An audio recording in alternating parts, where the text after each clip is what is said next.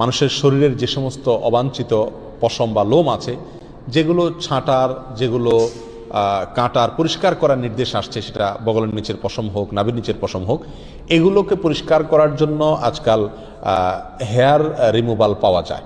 এক ধরনের আপনার ক্রিম পাওয়া যায়। এই ক্রিমটা মাখায় দিয়ে এরপরে কিছু দিয়ে টান দিলে এগুলো পড়ে যায়। এখন এই হেয়ার রিমুভাল ইউজ করে এটাকে পরিষ্কার করা জায়েজ আছে, নাকি এখানে ব্লেড ইউজ করতে হবে, কেচি ইত্যাদি ইউজ করতে হবে? উত্তর হলো হেয়ার রিমুভাল ইউজ করা যাবে, কোনো অসুবিধা নাই। আমাকে এই পশমগুলো পরিষ্কার করতে হবে, কিভাবে করব সেটা আমার ব্যাপার। শরীয়ত আমাকে এক্ষেত্রে কোনো পদ্ধতি বলে দেয় না যে তোমাকে ব্লেড ইউজ করতে হবে। অথবা আপনি ব্লেড ইউজ করেন, অথবা মেশিন ইউজ করেন, অথবা হেয়ার রিমুভাল ইউজ করেন, যেভাবে আপনার সম্ভব বা যেভাবে আপনার ইচ্ছা সেভাবে আপনি ইউজ করতে পারেন। যদি আপনার স্বাস্থ্যের জন্য ক্ষতিকর না হয় তাহলে এটা ইউজ করাতে শরীয়তের দিক থেকে কোনো কি নাই, অসুবিধা নাই। 40 দিনের বেশি যদি কেউ নাভির নিচের লোম পরিষ্কার না করেন তাহলে সেক্ষেত্রে তার সালাত কবুল হবে না, তার নামাজ হবে না। এরকম একটি মাসআলা আমাদের সমাজে প্রচলিত আছে। কোরআন এবং হাদিসের আলোকে এটি কতটা সঠিক আমরা সে বিষয়ে জানার চেষ্টা করব। প্রথম কথা হলো, হাত পায়ের নখ ছোট করা, গোপ ছাঁটা ছোট করা, বগল এবং নাভির নিচের পশম পরিষ্কার করা, এটাকে চেঁচে ফেলা, এটি সকল নবী রাসূলগণের প্রতি আল্লাহ রাব্বুল আলামিনের পক্ষ থেকে আরোপিত কমন একটি বিধান ছিল। সকল নবী রাসূলগণের কমন একটি সুন্নাহ ছিল, যে সুন্নাহ সকল নবী রাসূলদের জন্য প্রযোজ্য ছিল। একজন ইমানদারের জন্য সেটি অবশ্যই অনেক বেশি গুরুত্বপূর্ণ। আনাস ইবনে মালিক রাদিয়াল্লাহু তাআলা আনহু একটি হাদিস বর্ণনা করেছেন, যেটি সহিহ মুসলিমে বর্ণিত হয়েছে, সুনান নাসাঈ এবং মুসনাদ আহমদ সহ বিভিন্ন হাদিস কিতাবে বর্ণিত হয়েছে। সেখানে তিনি বলেছেন যে রাসূল আকরাম সাল্লাল্লাহু আলাইহি ওয়াসাল্লাম আমাদেরকে এই কাজগুলো করবার জন্য, অর্থাৎ হাত পায়ের নখ ছোট করা, গোপ ছোট করা, বগল এবং নাভির নিচের পশম পরিষ্কার করা, চাষা, এই কাজের জন্য তিনি আমাদেরকে সময়সীমা নির্ধারণ করে দিয়েছেন 40 দিন। অর্থাৎ 40 দিন পর্যন্ত কেউ যদি বিলম্ব করেন তাহলে সেটি জায়েজ আছে। যদিও এত বেশি বিলম্ব না করে প্রতি সপ্তাহে একবার পরিচ্ছন্ন করতে পারে সেটি উত্তম, ভালো কাজ। যত বেশি পরিষ্কার রাখা যায় এগুলো ততই ভালো। কিন্তু যদি কেউ বিলম্ব করতে চান তাহলে সেক্ষেত্রে তিনি এগুলো না চেষে না কেটে সর্বোচ্চ 40 দিন পর্যন্ত থাকতে পারবেন। 40 দিনের পর যদি তিনি না কেটে থাকেন তাহলে সেটি তার জন্য গুনাহের কারণ হবে। সে কারণে তিনি আল্লাহর কাছে পাপী হিসাবে বিবেচিত হবেন। কিন্তু এর কারণে তার সালাত হবে না, তার নামাজ কবুল হবে না, এরকম কোনো কথা হাদিসের কোথাও বলা হয়নি। সালাত বা নামাজ বিশুদ্ধ হওয়ার সম্পর্ক হলো সালাতের যে শর্ত আছে সেই শর্তগুলো তিনি সঠিকভাবে আদায় করেছেন কিনা এর উপর নির্ভর করে। যার কারণে সালাতের শর্ত যদি সঠিকভাবে আদায় করে থাকেন, ফরজগুলো সঠিকভাবে আদায় করে থাকেন, তাহলে সালাত বিশুদ্ধ হবে। যদিও তার নাভির নিচের লোম তিনি অপরিষ্কার রাখেন, নখ বড় রাখেন, এগুলো করা সত্ত্বেও তার সালাত আদায় হয়ে যাবে। কিন্তু এগুলোকে তিনি বড় রাখবার কারণে, ছোট না করার কারণে, সময়মতো না চাষবার কারণে, 40 দিনে বেশি অপরিচ্ছন্ন রাখবার কারণে তিনি একটি গুনাহে লিপ্ত হলেন, সেটি সম্পূর্ণ ভিন্ন বিষয়। চুলোর নখ কাটার পর তা টয়লেটে ফেললে গুনাহ হবে কিনা? ভাই তুহিন, আমাদের শরীরের চুল, নখ ইত্যাদি কেটে সেটা যদি আমরা টয়লেটে বা ওয়াশরুমে ফেলে দিই তাহলে তার কারণে গুনাহ হবে না, কিন্তু কাজটি অনুত্তম, মানে ভালো নয়। একজন মুসলিম তার শরীরের কোনো অঙ্গ প্রত্যঙ্গ, চুল, নখ ইত্যাদি এগুলো যদি কাটার প্রয়োজন হয় কেটে তিনি সেটাকে যদি কোনো মাটি ইত্যাদির নিচে পুঁতে রাখতে পারেন সেটা ভালো, উত্তম। কারণ অনেক সাহাবী থেকে এই ধরনের আমলের কথা পাওয়া যায়। কিন্তু যদি কেউ এটা করতে না পারেন, বরং ডাস্টবিনে বা অন্য কোথাও ফেলে দেন, তাহলে এই ফেলার কারণে তিনি গুনাহগার হবেন না, পাপী হিসাবে বিবেচিত হবেন না, বড়জোর উত্তম কাজ করেননি। এটি যেহেতু মানুষের শরীর, আল্লাহ রাব্বুল আলামিন মানুষকে সম্মানিত করেছেন, মর্যাদা দিয়েছেন, এই জন্য চুল, নখ এগুলো তার অঙ্গ। তো এই অঙ্গকে অসম্মানজনক জায়গায় না ফেলাটা উচিত, উত্তম। বাট যদি কেউ ফেলেন তাহলে বড় কোনো গুনাহগার হয়েছেন এমনটি বলার কোনো সুযোগ নেই। রাতে হাত পায়ের নখ কাটা যাবে কি না, এই প্রশ্নটি অনেকেরই, এবং আমাদের সমাজে এখনও অনেকে মনে করেন, বিশেষ করে গ্রামাঞ্চলে, যে রাতের বেলায় হাত পায়ের নখ কাটলে মানুষের অমঙ্গল হয়, অকল্যাণ হয়, সম্পদহানি হয়, বিশেষ কোনো ক্ষতি হয়, কিংবা এটি নিষিদ্ধ। মূলত কোরআন হাদিসের কোথাও রাতের বেলায় হাত পায়ের নখ কাটা, কিংবা গোপ ছোট করা, কিংবা চুল কাটা, কিংবা ঘর ঝাড়ু দেওয়া, কিংবা খাবার শেষে প্লেট ধুয়ে সে পানি বাহিরে ফেলা ইত্যাদি, অথবা কোনো গাছের পাতা ইত্যাদি ছেঁড়া, ফসল ইত্যাদি ছেঁড়া রাতের বেলায়, এগুলোকে কোরআন হাদিসের কোথাও নিষেধ করা হয়নি। আর কোরআন হাদিসে কোনো কিছুকে নিষিদ্ধ না করা হলে সেটিকে নিষিদ্ধ বা অমঙ্গলের মনে করাটা এটি কুসংস্কার এবং এক ধরনের শিরকি বিশ্বাস, যা থেকে আমাদের বেঁচে থাকতে হবে।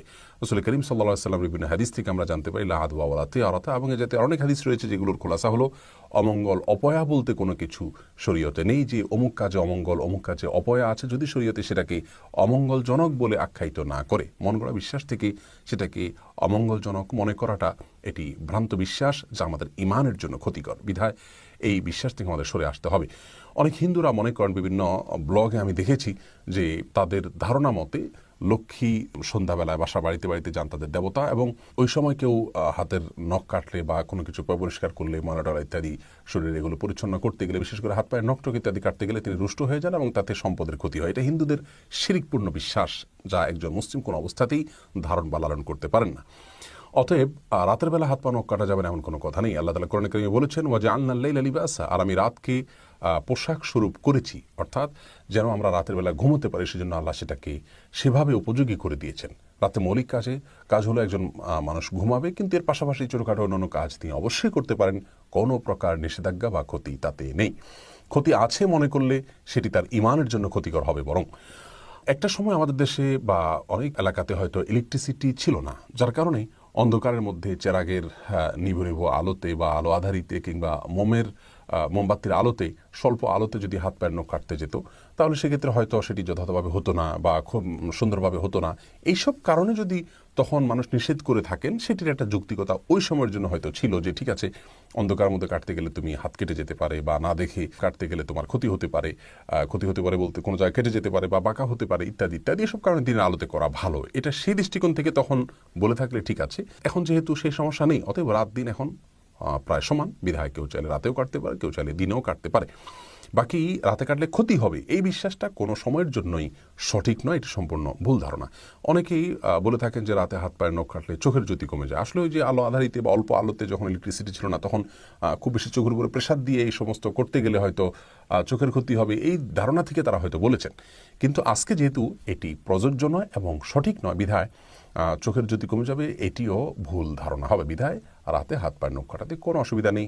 গাছের পাতা ছেঁড়া কিংবা ঘর ঝাড়ু দেওয়া কিংবা খাবার খেয়ে প্লেটের পানি বাহিরে ফেলা ইত্যাদি, এগুলোতে কোনো প্রকার অসুবিধা নেই। এগুলো হিন্দুয়ানি ভুল ধারণা থেকে অনেকটা আমাদের মধ্যে এসেছে, আবার কোনোটি আসছে আমাদের নিজেদের থেকেই সৃষ্টি হয়েছে ভুল ধারণা।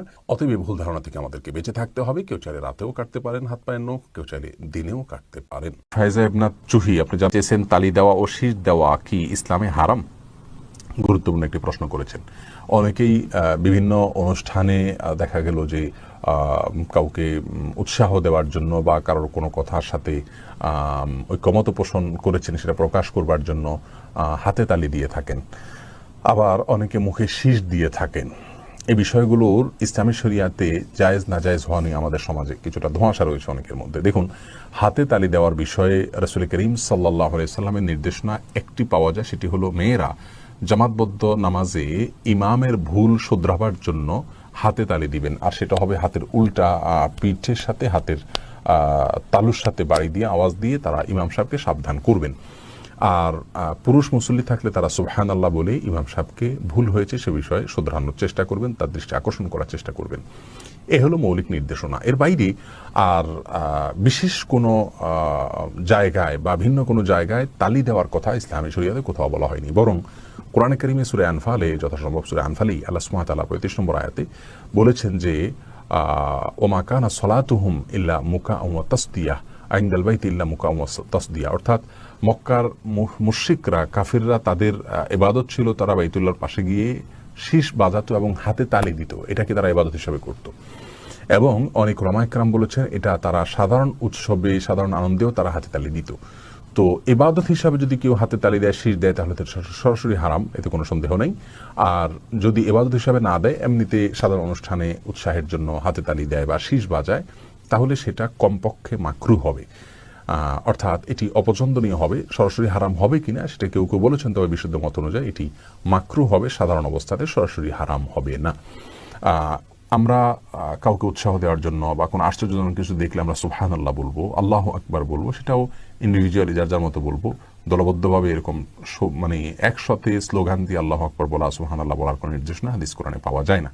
যার কারণে যার যার জায়গা থেকে আমরা সুবহানাল্লাহ বলবো, আলহামদুলিল্লাহ বলবো। মুমিনের এ জাতীয় কথাগুলো উচ্চারণের মাধ্যমে তিনি সওয়াব পাবেন, ভালো একটা কথা বলা হয়ে গেল। কিন্তু হাতে তালি দেওয়া এটা মুসলিমদের কালচার নয়। যদি কেউ দেন তাহলে সেক্ষেত্রে তিনি হারাম করে ফেলেছেন বা বড় কোনো গুনাহ করে ফেলেছেন, বিষয়টি সেরকমও নয়, যেহেতু এটাকে ইবাদত হিসাবে দেওয়া হচ্ছে না। হরমোনজনিত কারণে অনেক মেয়ে মানুষের গালে দাড়ি অথবা গোঁফ গজিয়ে থাকে। এ দাড়ি এবং গোঁফ যদি উপড়ে ফেলা হয় বা চেঁচে ফেলা হয়, তাহলে ইসলামের শরিয়া দৃষ্টিকোণ থেকে সেটি জায়েজ হবে নাকি এটাকে রেখে দিতে হবে?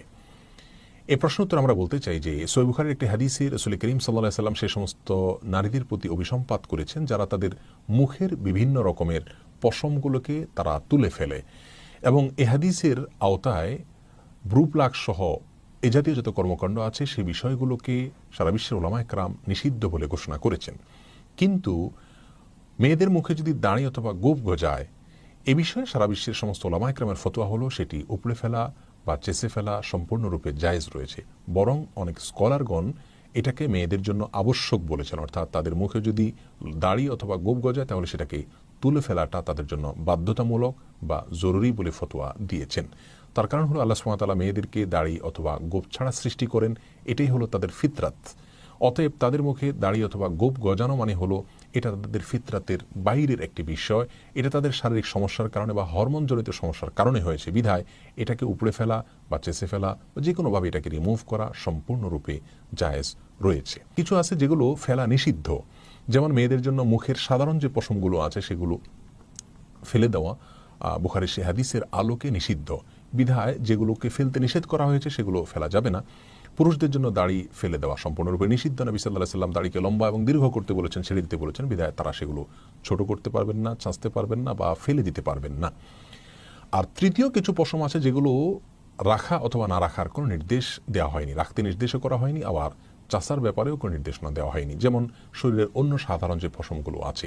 এই তৃতীয় প্রকার পশম প্রসঙ্গে অনেক উলামায়ে কেরাম বলে থাকেন সেগুলোও কোনো একান্ত জরুরি না হলে, কোনো বিশেষ কারণে চিকিৎসার স্বার্থে বা অন্য কোনো এরকম জরুরি প্রয়োজন ছাড়া সেগুলোকে উপড়ে ফেলা বা চাষা জায়েজ নাই, কারণ সেটি আল্লাহর সৃষ্টিতে পরিবর্তন করা শামিল। আল্লাহ সুবহানাহু ওয়া তাআলা বলেছেন লা তাবদীলা লিখালকিল্লাহ, আল্লাহর সৃষ্টিতে কোনো প্রকার পরিবর্তন করা চলবে না।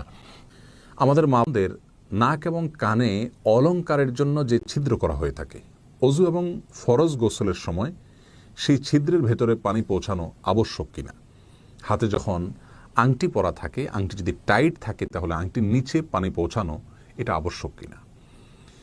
এ প্রশ্ন উত্তরে আমরা বলবো যে আংটির নিচে পানি পৌঁছানো আবশ্যক, এ বিষয়ে কারোর কোনো দ্বিমত নেই। যার কারণে কোনো আংটি যদি পরিহিত অবস্থায় কেউ অজু করেন অথবা ফরজ গোসল করেন তাহলে সেক্ষেত্রে আংটিটা একটু নাড়াচাড়া দিয়ে আংটির নিচে যেন পানি পৌঁছে সেই চেষ্টা তাকে করতে হবে।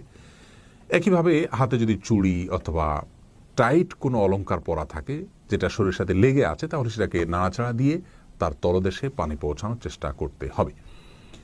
আর নাক এবং কানের যে অলংকারের ছিদ্র রয়েছে সেই ছিদ্রের ভেতরে পানি প্রবেশ করানোর ক্ষেত্রে সৌদি আরবের স্কলারদের অনেকের মত হলো ভেতরে পানি প্রবেশ করানোর জন্য কোনো কসরত করার প্রয়োজন নেই, কারণ আমাদেরকে উযু এবং গোসলে শরীরের বাহ্যিক অঙ্গে আমাদেরকে পানি পৌঁছানোর নির্দেশ করা হয়েছে, ভেতরে বা এর বিশেষ কোনো চিপা থাকলে সেখানে পানি পৌঁছানোর কোনো নির্দেশ নেই।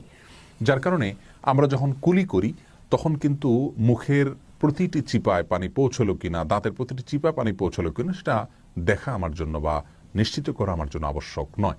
তারা মনে করেন যে কান এবং নাকের যে ছিদ্র রয়েছে এটা শরীরের ভেতরের অংশের মতো, যার কারণে সেখানে পানি পৌঁছানো আবশ্যক নয়, স্বাভাবিকভাবে পানি প্রবাহিত করলেই উযু এবং গোসল হয়ে যাবে।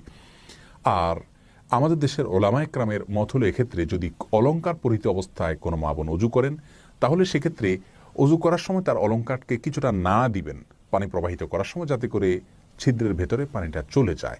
কানের ক্ষেত্রে নাকের ক্ষেত্রে একই কথা প্রযোজ্য। অজুর ক্ষেত্রে শুধুমাত্র নাকের অলংকার নাড়া দিবেন, আর কান যেহেতু ধৌত করা উযুতে আবশ্যক নয় সেজন্য ভিজা হাত দিয়ে কানের উপরে মাসা করলেই দায়িত্ব পালন হয়ে যাবে, তাতে অলংকারে হাত লাগলো কি লাগলো না সেটা দেখার প্রয়োজন নেই। আর ফরজ গোসলের ক্ষেত্রে নাক এবং কান উভয় অলংকারকে পানি প্রবাহিত করার সময় একটু নাড়াচাড়া দিবেন যাতে ভেতরে পানিটা পৌঁছে যায়। পৌঁছলো কিনা সেটা নিশ্চিত হওয়ার দরকার নেই, তবে যতটুকু সাধ্য আছে ততটুকু চেষ্টা করতে হবে ভিতরে পানি যেন যায়, সেজন্য নাড়া দিলেই যথেষ্ট হয়ে যাবে।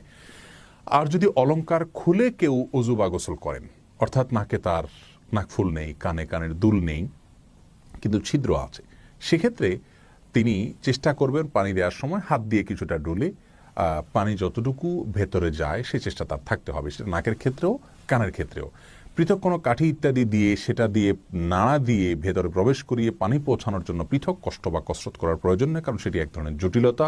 আর আল হারজু মাদফু, ইসলামের শরীয়তে কোনো প্রকার জটিলতা সৃষ্টি হয় এরকম কোনো নির্দেশ আমাদেরকে দেওয়া হয়নি। তাহলে এখানে আমরা দুটি মত পেলাম, কিন্তু দ্বিতীয় মতটি অধিকতর সতর্কতামূলক, যার কারণে মা বোনরা অলংকার পরিহিত অবস্থা যখন অজু করবেন তখন একটু নাড়াচাড়া দিবেন যাতে করে ভেতরে পানি পৌঁছে যায় এবং সন্ধ্যের ঊর্ধ্বে তিনি উঠে গেলেন।